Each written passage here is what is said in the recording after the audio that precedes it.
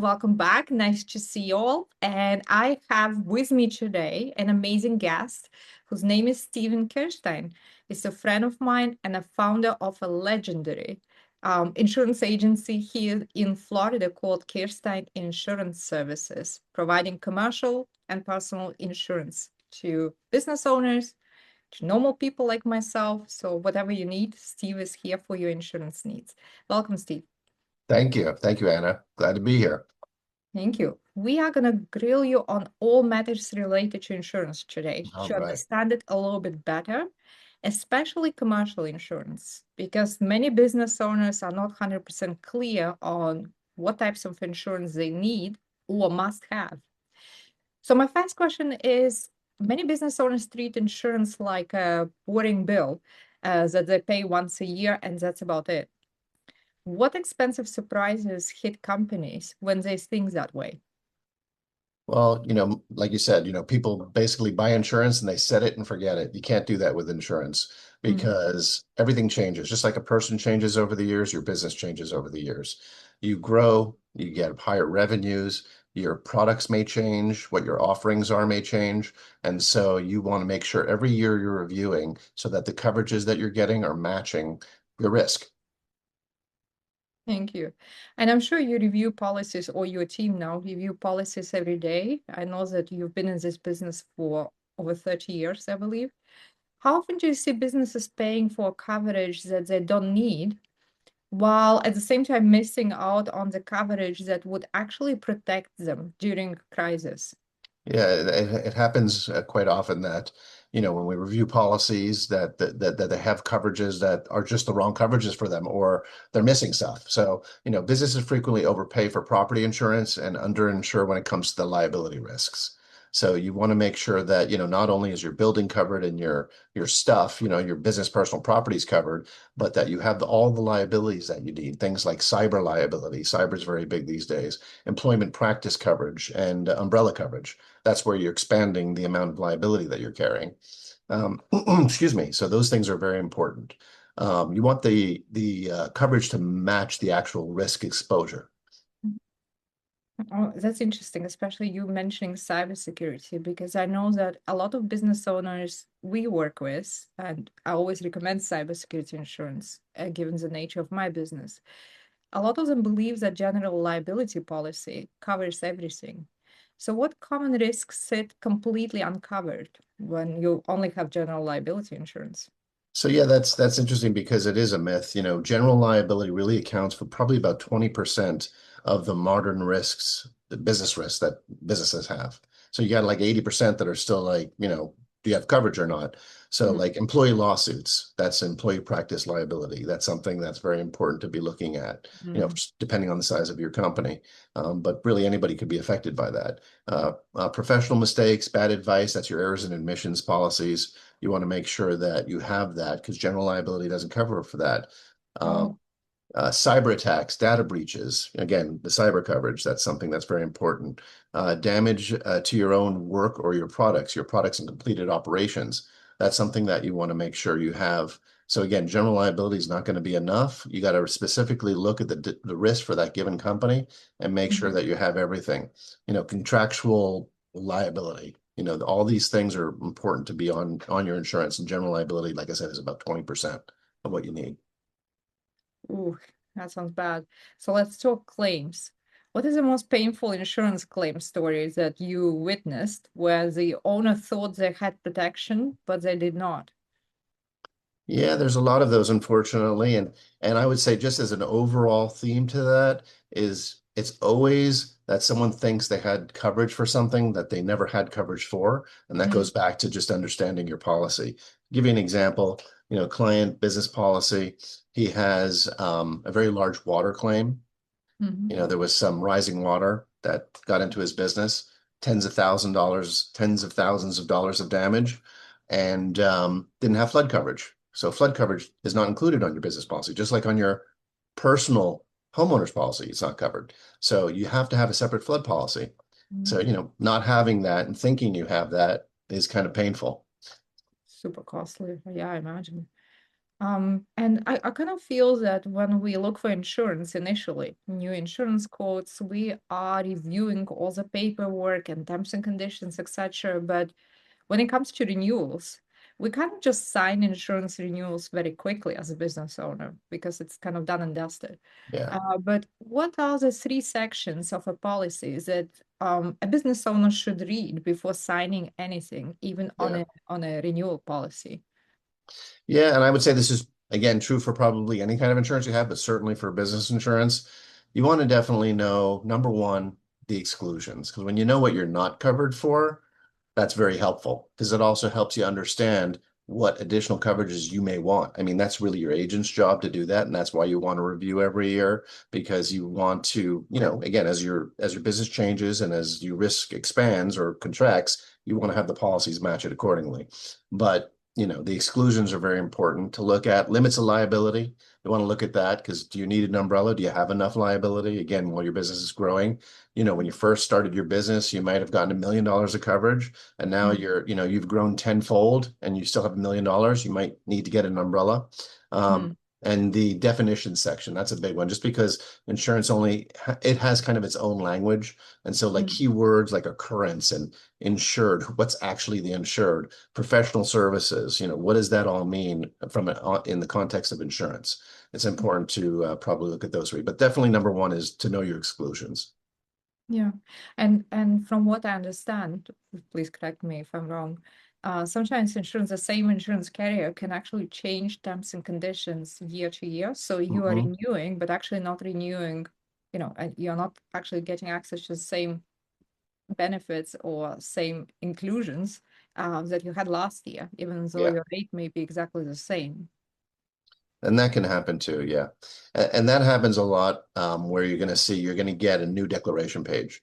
So, Mm, if you get something in the mail during your policy term or at renewal that says, new declaration page, if you didn't ask for a change to the policy and you're getting that, that means something on the policy has changed that mm, you need to be aware of. And if you can't find it in those 60 to 100 pages, mm. call your agent. That's what we're here for. We're supposed to be able to explain that to you and let you know exactly what your new policy is going to cover you for. Yeah, and I suspect when the policy changes suddenly, it's not to your benefit. So definitely need to read it. Generally. Yeah. So many entrepreneurs also kind of focus on their business, feel I'm still young, healthy, well, relatively young in my age, but they ignore disability insurance. Why does losing the ability to work create one of the biggest financial threats for business owners? Yeah, well, your biggest asset is your ability to earn, right? So you have your hard business, which is the machines, the operations, but you're the one who drives that whole thing. So if something happens to you, that business might struggle or worse than that struggle. So it's very important to have disability insurance to make sure that you have something that's going to cover that if the most important part of your business is unavailable to have it continue or to produce income. I have a question on more personal side of things. Homeowners insurance, which is, Hmm. a big topic in Florida in general. It's kind of difficult to get good coverage. So, but homeowners, I think beyond Florida, across the country face rising premiums and changing policies nowadays. So what mistakes do people make when choosing home insurance coverage? So I think the biggest mistake, and this again goes for all lines of insurance, because this is just the way people look at insurance, and that is just making a decision based on price. Mm, Often people just, what's the most affordable one? Well, the most affordable one may or may not fit you. So it's important to really understand it. Choosing high hurricane deductibles without really understanding what that means, because it's usually related to a percentage, 2%, 5%, 5% of what? Right. So mm, if you don't know the number, then you don't know really what you're responsible for. God forbid there's a claim. Understanding replacement cost on the home. We get people who call and say, my house is on the water. I paid $5 million for it. And we send them a quote for, $300,000 of coverage. They go, why is it $300,000 of coverage? I paid 5 million. Well, market value and where it's located have nothing to do with the insurable value, right? So mm, you take that same house, you move it 10 mm, miles inland, you got a completely different value from a market perspective. Insurable value is just the cost to replace that unit. So that's, Mm, one of the things. Contractual, some of the things would be like water damage exclusions. Water damage mm, exclusions on policies are very popular right now. Water limitations, where you only have $10,000. So your AC starts flooding or your toilet overflows and you have 10,000 or no coverage. That's not good. So you want to know that because that's something that's really changed. Roof schedules where they're basically depreciating your roof value over time and only going to pay you based on that depreciated amount. If God forbid you have a mm, roof claim, you want to know if you mm. have that, and as opposed to the full cost of replacing your roof. So those are just some of the things, and of course, flood. Just like we were talking about on the business side, flood insurance Flood insurance, yes, is absolutely. separate. And especially in states like Florida, I think it's kind Yeah, of a must. So when you work with business owners, going back to the business side of things, business owner comes in, sits down with you, and you talk them through kind of their key risks. I assume you review the type of business, you recommend different policies that would cover them for kind of the key risks they are exposed to. So what exposures surprise them the most once you review the situation? yeah, and I would say, in today's time with, so much happening with AI and Mm, online business, it's really cyber liability is a big one. Not a lot of people have cyber liability, and it's something that I think every business needs to look at and see what their exposure is and see if they really need it. mhm, Employee lawsuits. So you have that's another area where, you God forbid something happens with an employee and they want to sue you, you want to have coverage for that. Contractual liability, personal liability, that's mhm. different areas you need to be looking at. Yeah. Yeah, cybersecurity always surprises me as well, especially given that it's pretty affordable. I think people maybe don't realize how affordable it is. They Hmm. might think that it's very expensive, but I think it's such great value for money. And I actually know a lot of people who were affected by cybersecurity breaches in the last year, and two of them had to shut down their business because they didn't have insurance, couldn't afford to pay up on the claim, which exceeded $5 million. So it That's was crazy. Yeah, it hard. can be devastating. It really can be.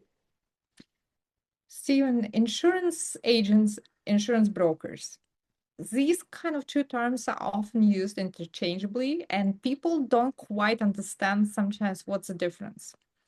It's my understanding that insurance agents represent different carriers. So they sell insurance on behalf of different insurance providers, while brokers like you represent clients and client interests and looking for the best carrier for them.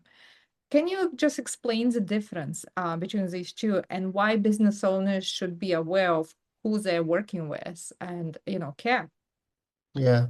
So, I like to use the term direct writers, which really means I'm an agent. I work for one company, Mhm, be it State Farm, Allstate, whatever the name of the company might be.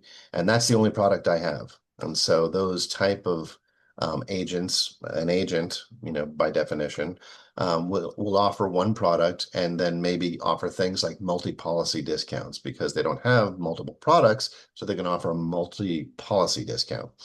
mhm, Brokers, more like myself, independent. We're not tied to any insurance company. Like you said, we work for the client as opposed to the company and we have multiple products. So I might find you a really good rate for your homeowners with one company and for your auto insurance with another company. And it might mhm. be better than getting that, multi-policy discount because we're not able to do that with multiple carriers because it's going to be potentially with different companies. So really that's the difference is that we just have more selection in terms of where we can get it. And I represent my clients as opposed to the insurance companies. And like you said, vice versa, the agents are more so representing, yes, they're working with the clients, but they're working for the insurance company.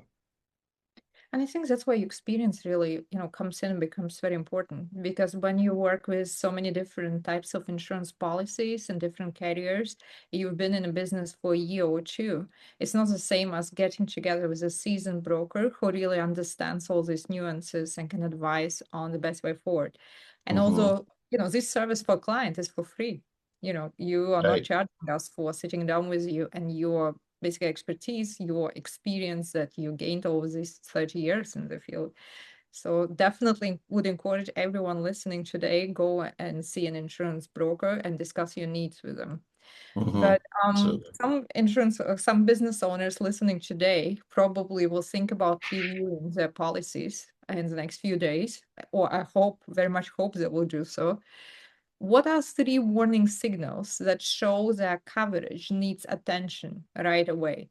So I think you mentioned exclusions. So that's something I'll be looking into, but Steve is my insurance broker, so I probably don't have to. But so what are kind of the top three things to I look out mean, for? yeah. Excuse me. So, I mean, if your policy hasn't been reviewed in several years, if you haven't sat down with an agent, I mean, that's something you definitely need to do. Mm, Um, Business review, your operations have changed, like I said before, like you're growing, you've added more products or more services. mhm. There's a good chance because there's codes on the policies. And if you're not covered for that code of the new thing you're doing, you would have no coverage. So, Oh, if you're a window cleaner and all of a sudden you start doing hanging lights, mhm. that code for hanging lights is not on your policy. So any of those type of changes you want to make your agent aware of, and that's a warning sign. Coverage is chosen mainly based on just price. That price is just the end result, right? So Yeah, you got to get through that hard part. No one wants to talk about it. yeah. Insurance, what am I covered for? What is this policy doing for me? I guess like everything else in life, you get what you pay for, right? Yeah, It's the yeah, same. I had bad experiences in the past with lawyers where I tried to save money and went to a low cost, yeah, where I ended up paying twice or triple than ending up with a good lawyer and yeah. paying them Absolutely. from the beginning. I guess it's the same with insurance. One thing is if you need house contents insurance because you're renting somewhere and you just, need it as a tick box exercise, but something Hmm. if you're doing it really for yourself and to protect yourself, that's why you really need to invest some thought into how much you want to spend and how much you want to save and what it will look like that equation in a crisis situation. When your pet Right. is sick, you don't have pet insurance, or your house gets flooded and you have 50,000 worth of damage in your house. Yeah, absolutely. And Well, thanks so much. The grilling is done, but I would okay. like to ask you some personal questions Sure. because I know Steve is always collected, Steve is always composed, professional. We want to know a little bit more about Steve as a person, Steve. Tell us one thing no one knows about you. Wow. Ah, What does no one know about me? I like cats. that is pretty obvious. That's right. We know that you have two wonderful ragdoll cats. They're super adorable. I I don't do know. I'm think it's trying to think of public something. knowledge. Huh? Steve, actually, well, tell us about how you started climbing mountains and what you Okay. did for your 60th birthday a couple of years ago. I'm Yes, still I very impressed. did the Everest trip Mm-hmm, and really enjoyed that. It was super exciting mm-hmm. and had the best time of my life, really. I love to hike. I love being outdoors, anything like that. That's kind of my passion. Wow. How long did it take you to train for the Everest hike? Because It I'm sure was it wasn't like, hey, let's do it tomorrow. I kind of I was 60 when I did it. So I would say, prior to that, 5 years leading up to it, I was just trying to get back in shape for a Mm-hmm, bunch of years. And then I kind of really got serious about a year out where I had a very kind of specific training that I was doing every day. mm-hmm. So about a year, about a year. Any plans to climb Kilimanjaro or something That's else? that's the next one on my list. So Oh, I wow. don't know when that's going to be, maybe 65, but yeah, Well, would be nice for maybe Josh to be able to come with yeah. you. I don't know if Actually, all three of my boys, yeah. oh wow, yes, that would Yeah. be quite a memorable experience. Wonderful. Thank you so much for your time, for your advice, sharing your guru Sherpa advice and knowledge with us. Appreciate you. Thank Have a you, great Anna. weekend. And all of you tune in next week because I have a secret guest, something really interesting. Bye.